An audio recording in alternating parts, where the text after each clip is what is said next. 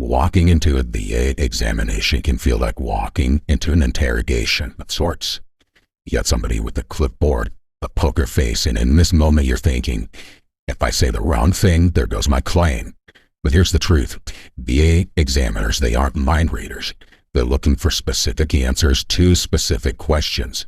So in this video, I'm breaking down the top 5 questions that VA examiners really want answered, and more importantly, how to answer them without seeking your claim.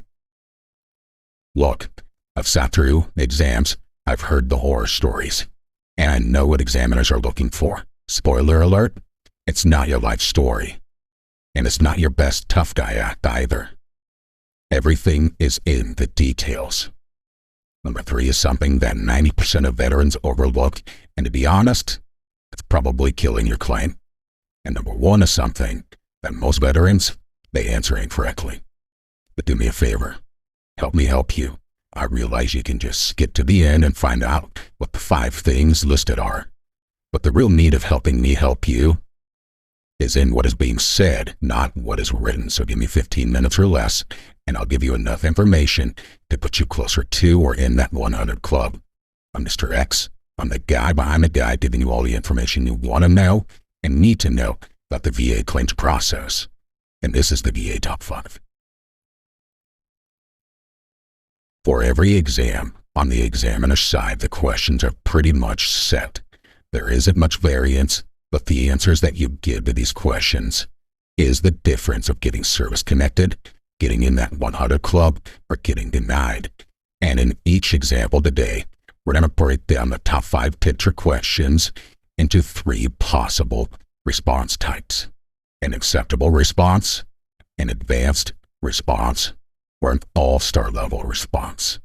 And when you go through this, decide which one you really want to be, because the choice is all yours. Okay, question 5 the examiners want answered is, when did this all start? When did the disability start? When did the symptoms start? Examiners want a timeline and trying to determine if your condition lines up with service. So an acceptable type answer for when did this all start may be something like, oh, it started sometime after deployment. Well, that's a vague answer. You deployed a long time ago. All right, a more advanced type answer, a few more details, might be something like, hey, my knee pace started after a 12-mile rock march back in 2009, and it's been causing ever since. Well, I think we can all agree that's a good answer. An all-star level response would be something like this. Well, back in 2009, we were on a long march. At that time, they averaged about 12 miles. Well, about 3/4 of the way through the march, I felt a pop in my knee, and for the rest of the march, I felt a dull pain that only grew until we completed the march. Okay, you can see that each example has a little more detail, so you gotta extrapolate upon the details and what you experience to give the examiner the all-star level response that they want. All right, question number 4 the examiners want answered is, how often does it happen?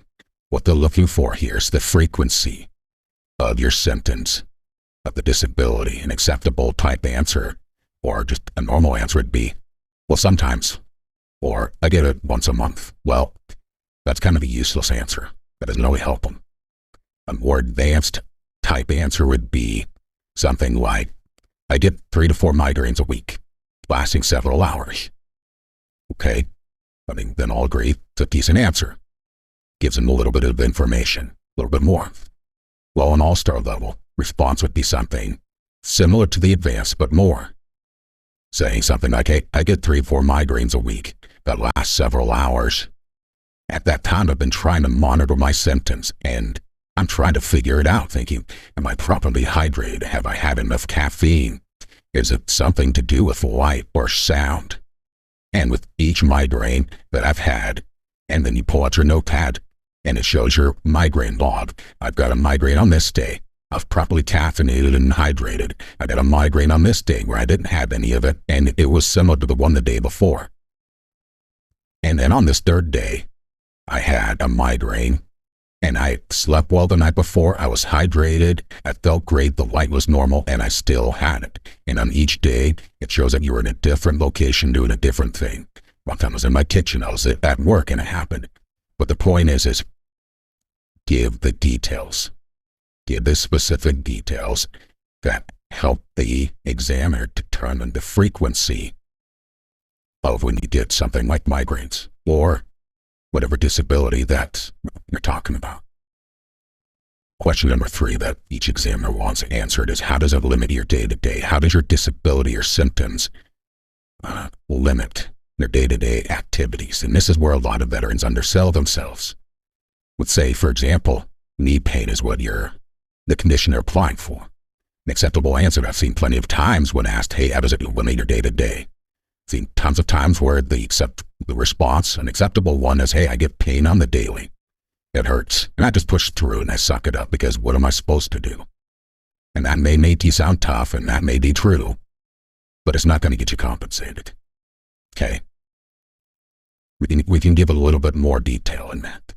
That same answer, how does it limit your day-to-day with your knee? A more advanced type answer would be like, I can't stand, walk, or even ride a bike for longer than 60 minutes without pain. And as many of you know, we're on our feet often and long periods of time.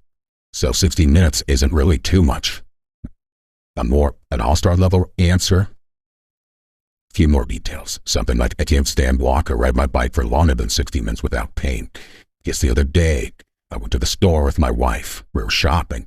We left the house about 4 o'clock. And while walking around, I felt my knee pain started to hurt. I looked down my phone and it said 5:07.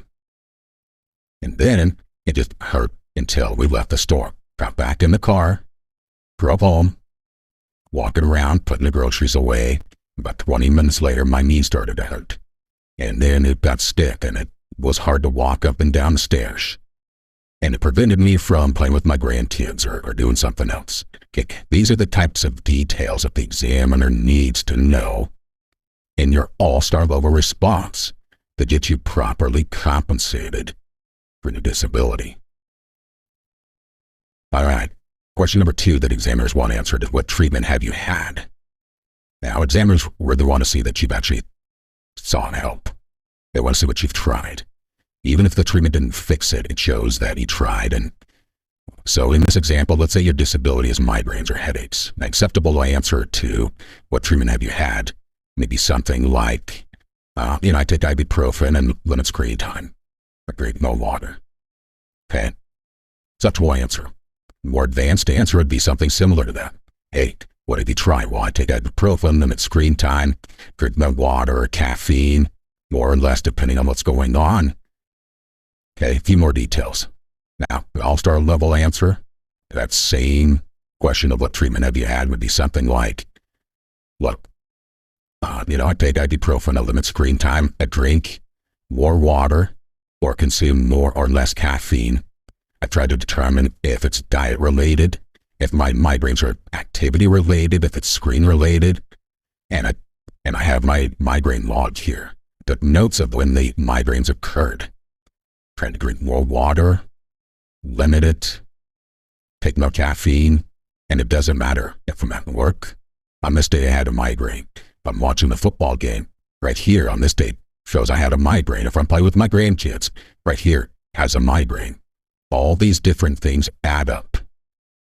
Okay, I get it. It's a long, lengthy answer.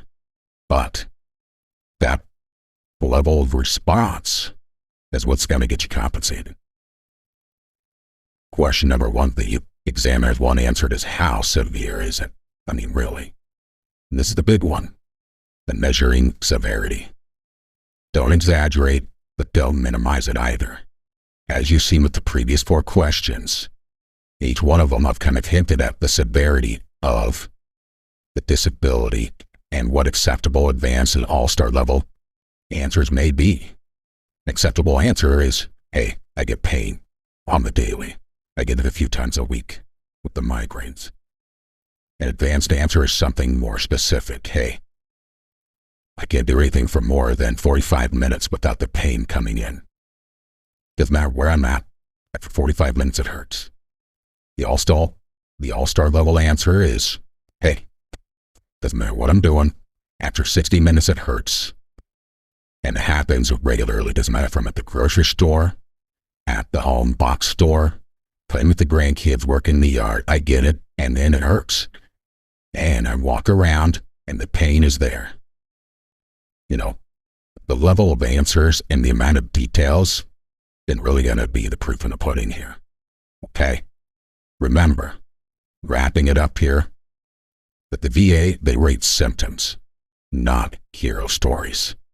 So given the details, not the vague answers, and that's how you win.